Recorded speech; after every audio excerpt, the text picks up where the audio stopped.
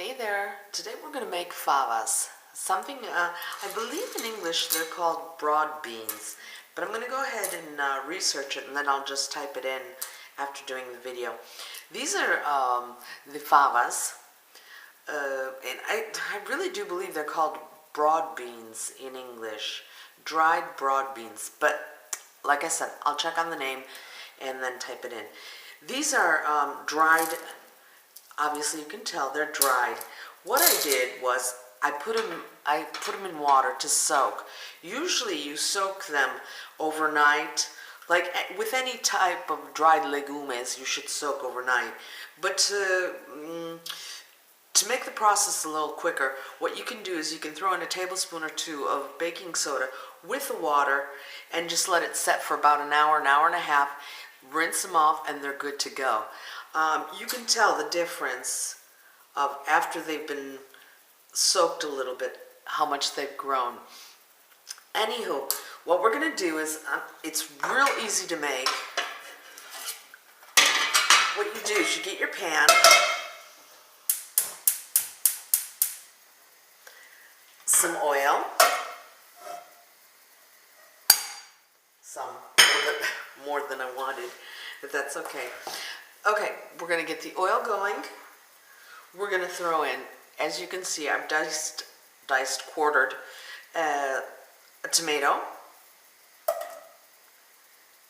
some onions. This is basically one onion, quartered.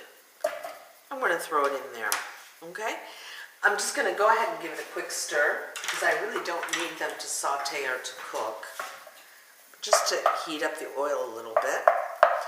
Then we're going to throw in the broad beans, cover them with water, because this onion is basically going to cook in the water with the broad beans. It's real healthy.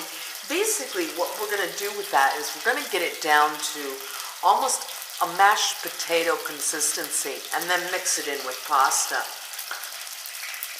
Okay, so get them all in there. This pan is probably a little bit, you'll see that a few of them sometimes have their, the covering. Just take it off. Okay, give it a quick stir.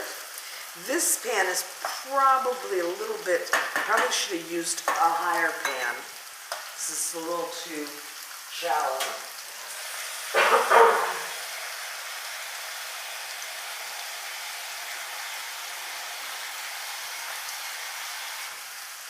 I'm going to go ahead and cover it with water.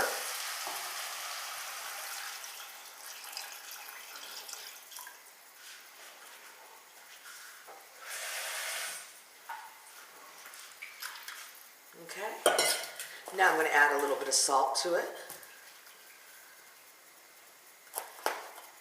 Generally, as I've always said, even in my other videos, try to use as little salt as possible at the beginning. Put in a little bit, but then add it later on, because later on is when you'll be ready to eat it. So if it needs a little bit more salt, add it the end of the cooking process instead of the beginning. I'm going to put some white pepper in. You can add hot pepper if you want as well.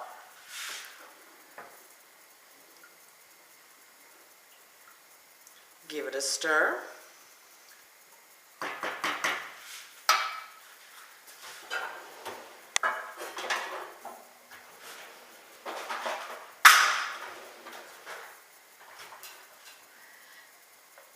And then I'm going to cover it, and that's it. And you're just going to let it boil. Once it's boiling, go ahead and turn down the heat and just let it simmer. Basically, it's going to absorb all the water. That's what you want to do. You want it to absorb just about all the water that is in there. Because then I'm going to go ahead and blend it all together. So this way I get a nice creamy mashed potato almost consistency. If you see that the water comes down a little bit more, or it absorbs too much water, go ahead and add more water to it. And that's it. Then I'll show you a snapshot of it in the finished process. Thanks. Have a good day.